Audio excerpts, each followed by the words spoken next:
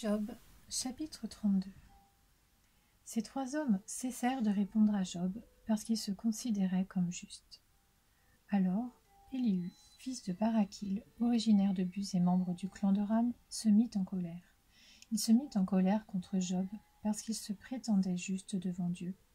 Et il se mit en colère contre ses trois amis parce qu'ils ne trouvaient rien à répondre et condamnaient ainsi Dieu.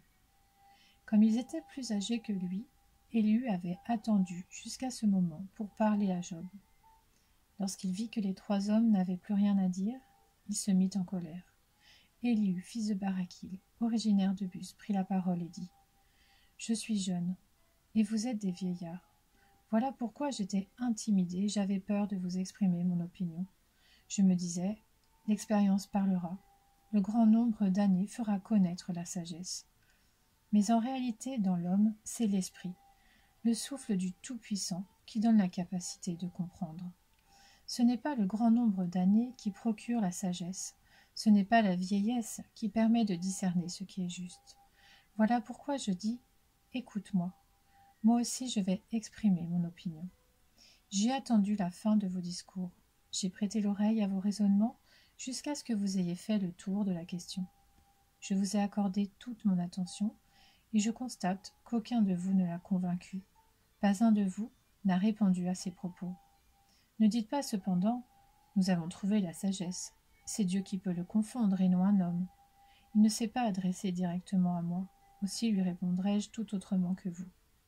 Ils sont effrayés, ils ne répondent plus. Les mots leur manquent. J'ai attendu qu'ils aient fini leur discours. Puisqu'ils s'arrêtent et ne savent que répliquer, à mon tour je vais répondre. Moi aussi je vais exprimer mon opinion. En effet, je suis rempli de paroles, mon esprit me presse. À l'intérieur de moi, c'est comme du vin sous pression, comme des outres neuves prêtes à éclater.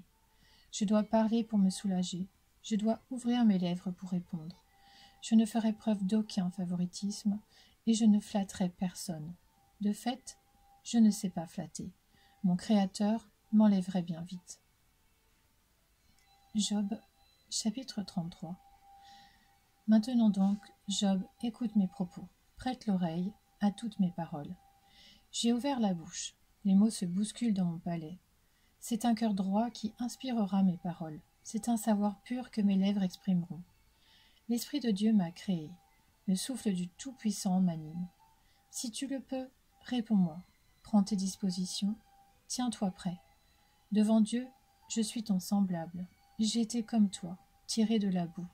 Ainsi, mes terreurs ne te tourmenteront pas, et mon autorité ne pèsera pas sur toi. Cependant, tu as bien dit devant moi, et j'entends encore le son de tes paroles. Je suis pur, je n'ai pas commis de transgression, je suis irréprochable, je n'ai pas commis de faute. Pourtant, Dieu a trouvé des raisons de s'en prendre à moi. Il me traite comme son ennemi, il met mes pieds dans des entraves, il surveille tous mes mouvements. Je te répondrai que sur ce point-là, tu as tort. En effet, Dieu est plus grand que l'homme. Pourquoi donc entrer en procès avec lui, parce qu'il ne rend aucun compte de ses actes ? Dieu parle cependant, tantôt d'une manière, tantôt d'une autre, et on ne le remarque pas. Il parle par des rêves, par des visions nocturnes, quand un sommeil profond tombe sur les hommes, quand ils sont endormis sur leur lit. Il leur communique alors son message et confirme les avertissements qu'il leur donne. Il veut ainsi détourner l'homme de sa manière de faire. Il évite à l'homme fort de tomber dans l'orgueil. Il préserve son âme de la tombe et sa vie de la menace du javelot. Par la douleur aussi, l'homme est corrigé. Quand il est cloué au lit, quand tous ses os s'engourdissent, alors il prend en dégoût la nourriture, même les aliments les plus désirables. Sa chair dépérit à vue d'œil, ses os qu'on ne voyait pas transparaissent. Son âme s'approche de la tombe et sa vie des messagers de la mort. Cependant, s'il y a pour lui un ange intercesseur, ne serait-ce qu'un sur les 1000 qui annoncent à l'homme le chemin à suivre, Dieu lui fait grâce et dit : délivre-le afin qu'il ne descende pas dans la tombe. J'ai trouvé une rançon. Son corps retrouve alors la fraîcheur de la jeunesse. Il revient à l'époque de son adolescence. Il adresse sa prière à Dieu et il reçoit un accueil favorable. Il entre dans la présence de Dieu avec des cris de joie et Dieu le déclare à nouveau juste. Il chante devant les hommes et dit « J'ai péché, j'ai perverti ce qui était droit, et je n'ai pas été traité comme je le méritais.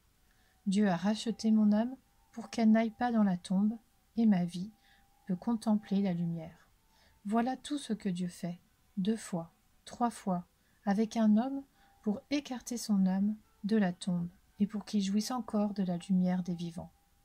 Sois attentif, Job, écoute-moi. Tais-toi et c'est moi qui parlerai. Si tu as quelque chose à dire, réponds-moi. Parle, car je serai heureux de te donner raison. Si tu n'as rien à dire, écoute-moi.